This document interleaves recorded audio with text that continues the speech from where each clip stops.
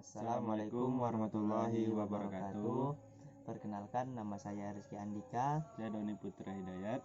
Kami mahasiswa Universitas Muhammadiyah Riau, program studi Psikologi Islam angkatan 2019. Baiklah, kami di sini tujuan kami membuat video ini adalah untuk memenuhi tugas ujian akhir semester mata kuliah Psikologi Perkembangan. Baiklah, saksikan video kami di selanjutnya. Baiklah, kami di sini ingin membuat tugas video mengenai tentang tanya jawab persoalan yang terjadi di dalam psikologi perkembangan. Jadi saya bersama rekan saya ingin melontarkan pertanyaan dan nanti Doni melontarkan pertanyaan kepada saya juga. Jadi sekarang materinya yaitu tentang remaja. Jadi saya bertanya pada Doni, apakah itu perkembangan remaja? Psikologi perkembangan remaja itu membahas tentang perkembangan khususnya pada remaja gitu, pada tahap perkembangan remaja, baik itu tingkah laku remaja, tahap-tahap perkembangan remaja, serta permasalahan yang banyak terjadi pada kehidupan remaja gitu. Jadi di psikologi perkembangan remaja itu semuanya dibahas. Berarti terkait mulai dari awal remaja sampai permasalahan-permasalahan remaja. Iya, pokoknya semua permasalahan remaja, mulai baik itu perkembangan kognitifnya, psikisnya, serta permasalahan dengan teman sebaya juga dibahas dalam psikologi perkembangan remaja ini. Baik, kita masih bicara tentang remaja ya. Tadi kan dikatakan tentang permasalahan seperti kayak pertumbuhan remaja kan. Jadi ini sekarang saya bertanya lagi nih, bagaimana sih tanda-tanda perkembangan remaja itu? Tanda-tanda perkembangan remaja itu yang pertama itu perkembangan fisik gitu. Perubahan fisik, mulai kayak suara itu sesuai pubertas. Itu kan perubahan fisik.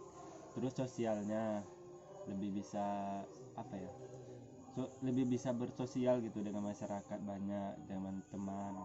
Selanjutnya kognitif, kepribadian tentu juga mempengaruhi perkembangan remaja, serta emosi. Berarti dia kalau semakin tinggi level remaja itu dia kognitifnya makin bagus, seperti cara berpikir gitu ya kan? Iya, setiap kematangan emosinya akan bertambah gitu pada perkembangan remaja ini sampai nanti pada tahap perkembangan dewasa awal. Oke, baik nih Don. Tadi kan Doni ada bilang tadi tentang dari remaja kan perubahan kepribadian itu sampai nanti pada masa dewasa awal. Jadi sekarang nih saya ingin bertanya lagi nih kan, masalah dewasa awal. Jadi bagaimana sih tahap-tahap yang terjadi, perubahan yang terjadi ketika mau memasuki dewasa awal? Ini tahap dewasa awal ini antara usia 20 sampai 30 tahun. Itu. Jadi pada tahap ini tuh seorang itu lebih dapat memikul tanggung jawab yang lebih berat gitu, karena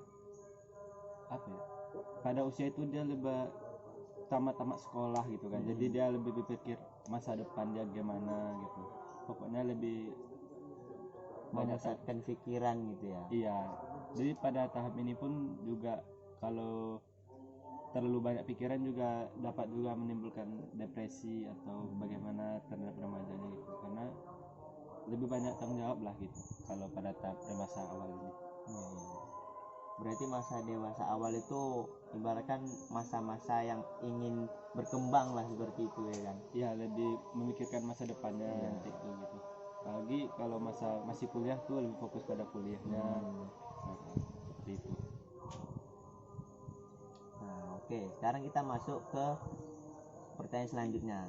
Tadi kan udah tahapnya tuh ya kan? Tahapnya tadi kan udah dijelaskan sama Doni. Sekarang tuh saya ingin bertanya lagi tentang bagaimana sih ciri-ciri, kan tahap berbeda tuh sama ciri-ciri kan? Bagaimana sih ciri-ciri perkembangan dewasa awal itu? Untuk ciri-ciri sendiri itu pada masa awal itu lebih apa ya, memilih pasangan gitu. Karena pada usia itu dia lebih memilih pasangan yang serius untuk berkeluarga gitu. Serta pada usia itu juga masa produktif untuk bekerja bagi apalagi kita laki-laki. Jadi ciri-cirinya itu lebih bisa mandiri gitu. Jadi ciri-ciri masa dewasa awal ini dia tuh lebih memusatkan kan, seperti tadi kan tanda-tandanya kan. Nah sekarang kan ciri-cirinya berarti dia lebih fokus mencari pasangan gitu kan, bekerja secara produktif gitu. Karena usia ini tuh usia yang produktif gitu. Nah oke, sekarang gantian Doni yang bertanya. Tadi kan saya udah bertanya nih tentang Doni masalah perkembangan remaja dengan dewasa awal. Nah sekarang saya berikan kesempatan sama Doni untuk bertanya gitu. Nah tadi kan pertanyaan kita tadi kan yang Rizky terakhir kan mulai remaja sampai dewasa awal kan. Nah sekarang pertanyaan saya tentang dewasa madya, dewasa tengah. Nah menurut Rizky nih, pengertian dewasa madya itu apa sih? Dewasa madya ya, itu kan sudah mau tua ya kan, kalau dalam bahasa kita mau tua ya kan. Nah dewasa madya ini biasanya dia berusia dari 40 tahun sampai 60 tahun. Nah di masa dewasa ini banyak pengurangan yang terjadi, seperti secara reproduktif kan dia mulai lemah. Biasanya kan dia bekerja kalau umur 20 sampai 30 tahun kan dia masih kuat tuh. Nah, kalau umur 40 sampai 60 kan sudah mulai lemah. Nah, berbeda dengan orang zaman dahulu kan. Kalau orang zaman dahulu kan sampai 100 tahun umurnya masih sehat. Kalau kita sekarang kan kebanyakan umur 70 itu udah banyak yang meninggal gitu kan. Jadi dewasa madya ini berkisaran 40 sampai 60 tahun. Nah, jadi dengan umur segitu masa dewasa ini banyak pengurangan, itu tadi seperti berkurangnya tenaga, yang biasanya kerjanya giat sekarang menjadi lemah ataupun lambat gitu. Oke baik, tadi kan dewasa madya nih. Sekarang nih pertanyaannya nih tentang dewasa akhir atau lansia. Iya. Oke. Ini pertanyaannya nih, permasalahan apa sih yang sering terjadi pada masa usia lansia ini gitu? Oh, jadi pertanyaannya tentang lansia ya kan? Iya. Masa-masa akhirnya. Nah, jadi yang terjadi pada masa akhir itu dia perubahan fisik ya. Jelas ya. Nah, fisik jelas kan, yang pertamanya kulitnya udah kencang mulus ya kan. Nah, sekarang jadi keriput dia. Kalau fisik kan, yang awalnya tulangnya kuat, rajin bekerja, nah, dia mulai lemah, jalan pun kadang udah bungkuk udah ya kan, pakai tongkat juga. Nah, terus masalah psikis. Nah, masalah psikis nih seperti ingatan. Nah, yang awalnya dia ingat dengan orang lain kan, misalnya jumpa di jalan, nah dia ingat, oh ini si Polan, nah gitu kan. Kemudian masalah ekonomi. Nah, kalau masalah ekonomi mungkin itu sangat berpengaruh ya pada perubahannya pada akhir lansia ini kan. Apalagi sudah tidak bekerja ya. Kalau dia waktu muda dulu kan dia rajin bekerja, mungkin kalau dia rajin bekerja di masa muda, banyak tabungannya, mungkin dia bahagia di masa lansia. Nah, tapi berbeda dengan orang yang tidak rajin bekerja ataupun orang yang berkurangan ekonomi di masa mudanya. Jadi di lansia ini banyak permasalahan itu tadi kan. Seandainya lah dia tidak bekerja lagi, nah, dia makan dengan apa kan, seperti itu. Apalagi masa kayak gini pandemi gitu ya masalah pandemi kan ekonomi susah lagi kan, orang tua nih. Nah, kemudian itu ada masalah sosial kan. Kalau kita lihat kan sekarang kan orang-orang tua ini kan jarang bersosial. Biasanya dia wakilkan sama anaknya kan.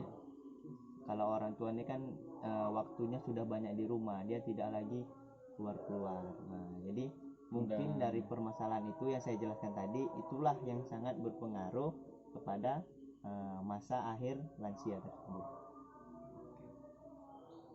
Oke, pertanyaan saya yang terakhir ini, apa masalah utama pada usia lansia ini gitu? Kalau menurut saya ya, masalah yang paling utama itu dia kesehatan mental kan. Kenapa saya bilang kesehatan mental? Karena dia orang-orang lansia ini banyak mengalami depresi. Nah, kenapa dia bisa depresi? Kemungkinan besar lansia ini banyak yang hidup sendiri. Nah, seperti kayak di panti jompo kan dia tidak ada anak, tidak yang mengurusi. Atau kalau di panti jompo ya ada yang mengurusi kan, cuman dia kan tidak ada naungan seperti keluarga. Makanya lansia ini banyak yang memiliki permasalahan kesehatan mental karena itu tadi, karena dia depresi yang selalu memikirkan kehidupan dia memikirkan anaknya yang entah di mana kan gitu. Apalagi yang anaknya merantau gitu kan, orang tuanya tinggal di kampung gitu. Apalagi kalau dia sudah lama tidak pulang, tidak jumpa, nah mungkin dia mengalami depresi, gangguan kesehatan mental gitu. Jadi itu ya masalah yang utama. Iya, yang pada masalah utama apa ya, usia lansia sekarang itu ya. Kalau masalah gizi kan kemungkinan besar kan karena orang tua itu kan giginya sudah tidak apa lagi, tidak kuat lagi atau udah ompong gitu ya. Jadi kalau makan makanan yang bergizi itu paling yang bisa itu hanya roti kan, susu, minum. Itu masalah kecilnya kan, masalah besarnya itu kesehatan mental tadi. Berarti itu yang perlu diperhatikan sebagai kita sebagai anak pada orang tua kita nantinya. Iya, itu yang sangat diperhatikan kali. Baiklah, sekian video dari kami. Lebih dan kurangnya kami mohon maaf. Assalamualaikum warahmatullahi wabarakatuh.